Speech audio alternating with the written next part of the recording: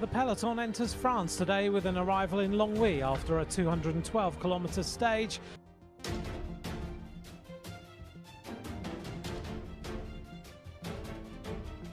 After already visiting 2 countries, the Tour de France adds 2 more to its tally during Stage 3, as it moves from Belgium into Luxembourg and then on to its home of France.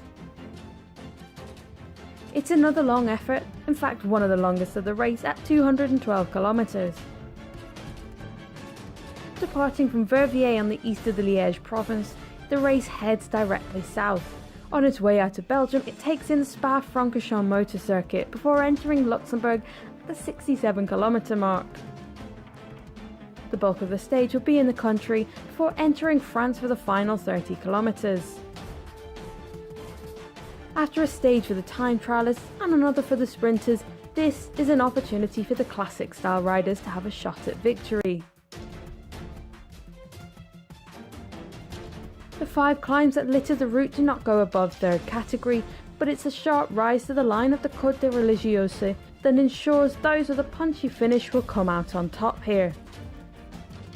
The climb is just 1.6 kilometres, but it packs a punch with an average gradient of 5.8% and a maximum of 11.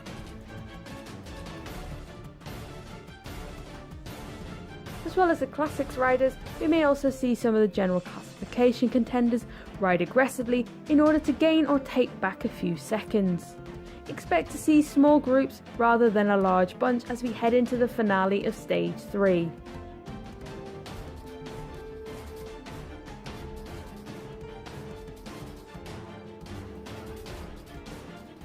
From Verviers in Belgium, the riders cover the length of Luxembourg on the way to the finish.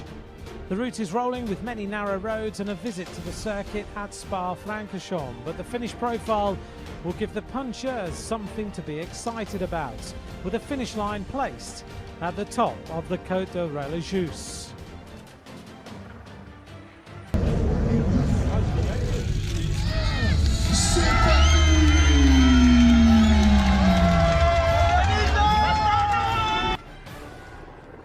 As we reach the 3rd stage, there are some interesting questions being asked. Will Geraint Thomas try to keep his yellow jersey, or will he already ride for Chris Froome after his crash of yesterday?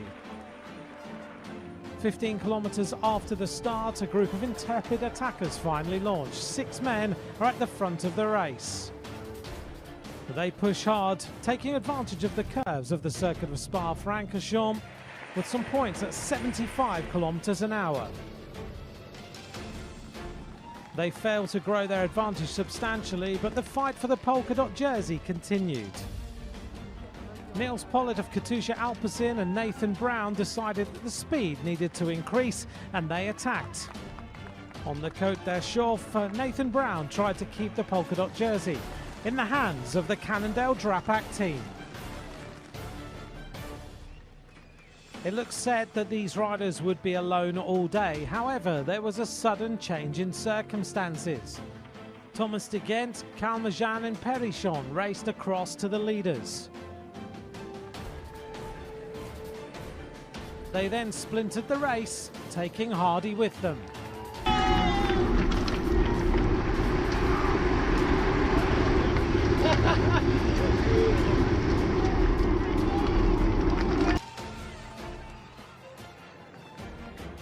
Calmejean tried to take the race on alone, but the peloton closed in and caught the escapees.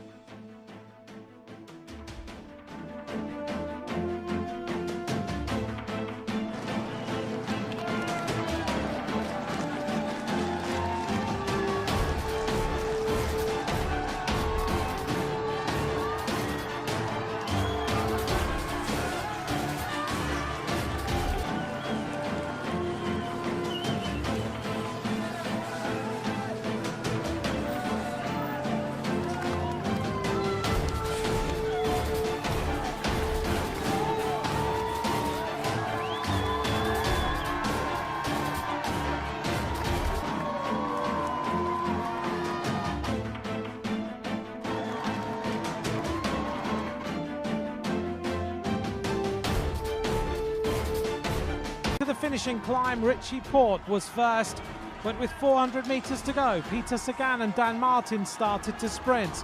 Michael Bling Matthews was there, but the world champion had everything under control, even having time to sit up and wave to the crowd.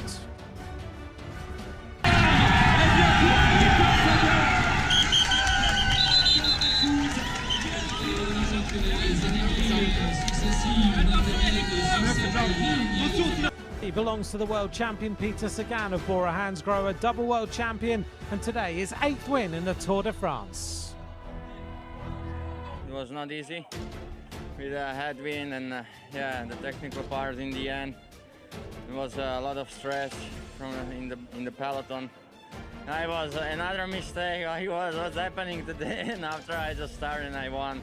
Yeah, almost Matthews beat me, but yeah, I'm very happy for this victory and thank you, Bora Hansgrohe.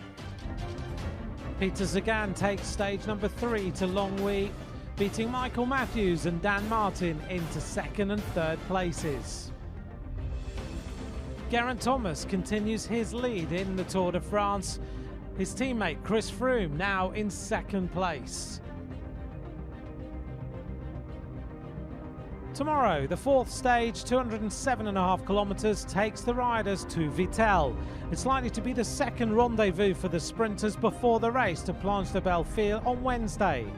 The control of the race should fall to the sprinters' teams as they master any breakaways.